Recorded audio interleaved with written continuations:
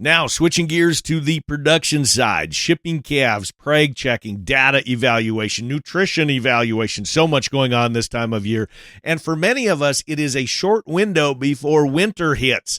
We talked fall cow herd nutrition a few episodes back, but there's a group that we tend to forget this time of year.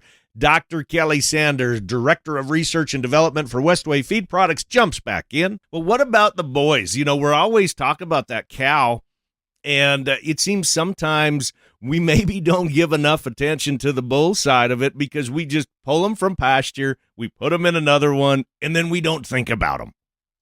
No, that's exactly right. They're kind of the stepchild of the whole operation. Right. I think they're a pain in the butt. They tear up everything.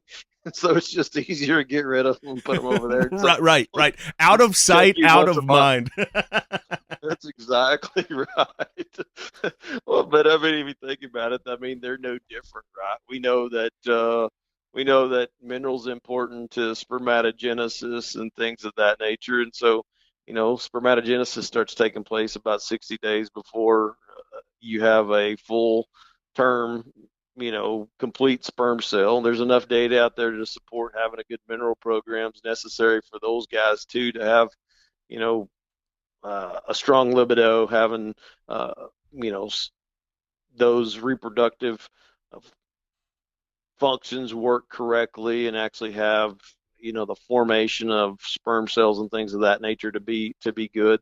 That all relates back to fertility and how those bulls can get cows pregnant. So I think definitely we need to think more about those guys. Those guys got to be in some decent shape too. A lot of times those bulls go in and they can be what I call skin and bones a lot of times for a set of bulls. Right. And I'm not saying we need to get them big, fat, and juicy because, I mean, that limits them as well.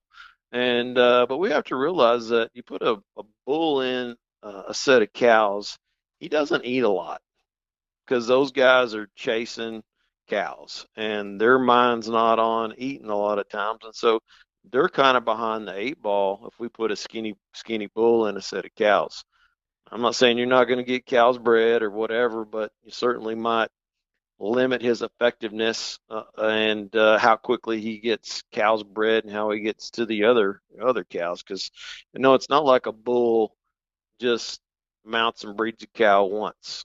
They can mount them 3, 4, 5 times during that time frame. And so if he's chasing a bunch of cows, that again, it takes a lot of energy. And if he's not eating, so getting him in decent shape, kind of what we'd like to say, got his working britches on. Yeah.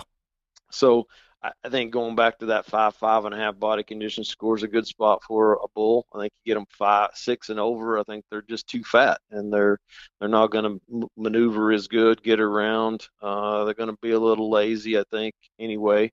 So I think we've got to think about those.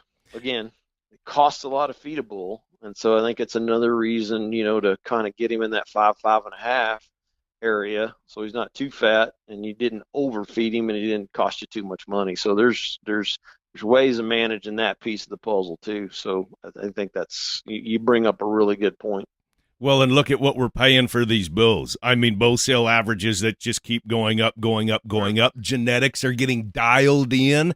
I love it where you can actually get to the point genomically with your cow herd, which I encourage people to do to get to pull DNA on those cows so you actually know what's inside there of what you need, and to pair that with the exact genetic bull to be able to quicker, faster get you to your goals.